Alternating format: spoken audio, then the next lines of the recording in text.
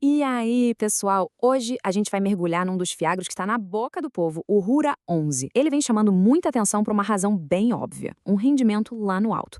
Mas a pergunta é, será que vale o risco? É o que a gente vai descobrir juntos, olhando a fundo os números e a estratégia por trás desse fundo.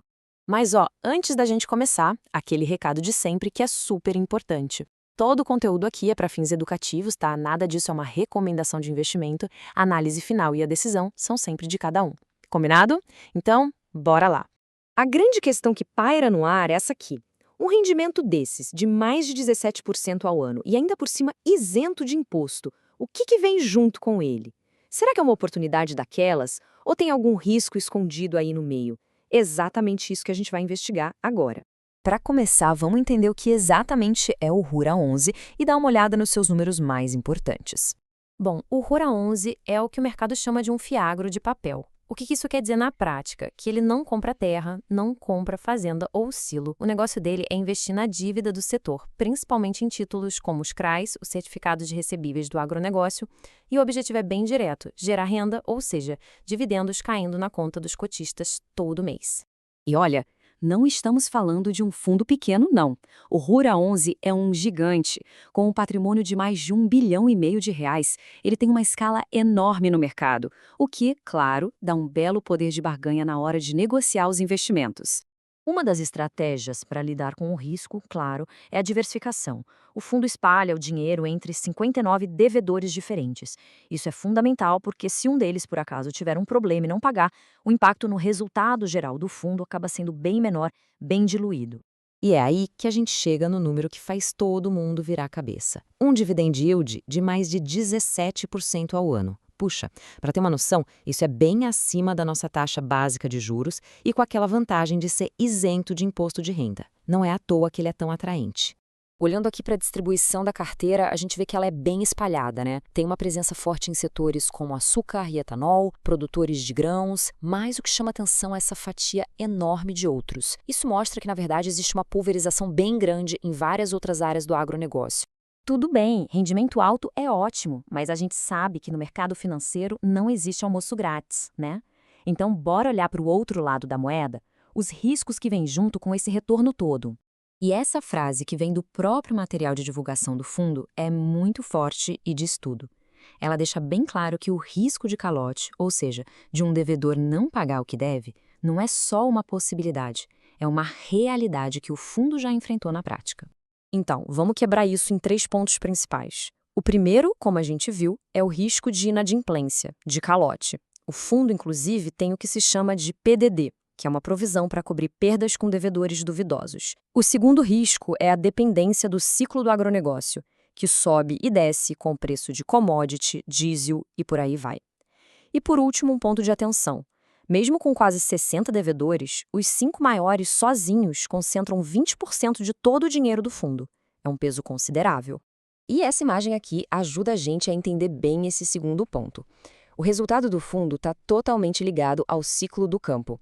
O sucesso de uma colheita, o preço da soja, do milho, tudo isso mexe diretamente com a saúde financeira de quem pegou dinheiro emprestado com o fundo e, claro, afeta o retorno de quem investiu.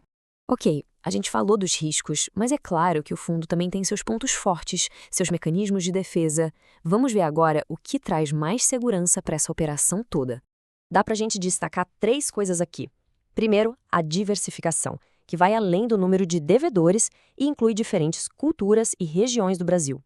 Segundo, as garantias. Muitas dívidas são garantidas por terras, que são um ativo real bem forte. E por último, um ponto de peso.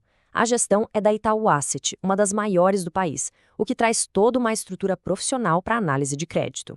E esse número aqui, CDI mais 3,7%, é basicamente o motor que gera aquele rendimento todo. Esse valor a mais, que vem acima da taxa de juros básica da economia, é o que o mercado chama de spread. É o prêmio que o fundo recebe por assumir um risco um pouco maior. Agora, esse outro número aqui, o duration de 1,9 anos, é um ponto de defesa bem interessante. O que isso significa?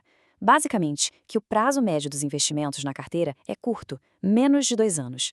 Na prática, isso deixa o fundo menos vulnerável a uma subida dos juros, porque a carteira se renova mais rápido com as novas taxas. Beleza, já dissecamos o Rura 11 por dentro, mas e aí? Comparado com os outros fiagros do mercado, onde é que ele se encaixa? Colocar em perspectiva ajuda muito a entender a proposta dele. Se a gente colocar o Rura 11 lado a lado com os fiagros mais certinhos, os mais conservadores, a história é bem clara. O Rura 11 paga mais, só que para isso ele topa correr um risco de crédito maior. É a velha e boa relação de risco e retorno, não tem muito segredo. Agora, e se a gente comparar com outros fundos que também são high yield, ou seja, de alto rendimento? A grande diferença do Rura 11 talvez seja o selo Itaú. A gestão mais institucional e a carteira mais diversificada tendem a fazer dele uma opção com, digamos, um pouco menos de aventura do que alguns concorrentes menores desse mesmo nicho. E para fechar as comparações, vamos olhar para os fundos de terras. Aqui a conversa é outra, completamente diferente. Rura 11 é sobre gerar dinheiro todo mês, é sobre renda. Já os fundos que investem direto em terra estão mais focados na valorização do patrimônio no longo prazo, como uma forma de proteção. São jogos diferentes. Certo, chegamos na reta final. Depois de olhar todos esses lados, vamos juntar as peças do quebra-cabeça e botar os prós e os contras na balança para a gente ter uma visão completa. Olhando assim, a balança fica bem nítida, né? De um lado, a gente tem um dividendo bem gordo e isento de imposto, uma boa diversificação e o peso de uma gestão como a do Itaú. Do outro lado, um risco de calote que não é só teoria, a dependência do sobe e desce do agro e aquela concentração dos maiores devedores que a gente precisa ficar de olho. E no fim das contas, toda essa nossa análise deságua numa pergunta que é muito pessoal. O que faz mais sentido para o perfil de cada um? Ir atrás de uma renda maior, sabendo que o risco também é maior? Ou preferir um pouco mais de segurança, mesmo que isso signifique um retorno menor? Não tem resposta certa ou errada aqui. A resposta está no perfil e nos objetivos de cada investidor.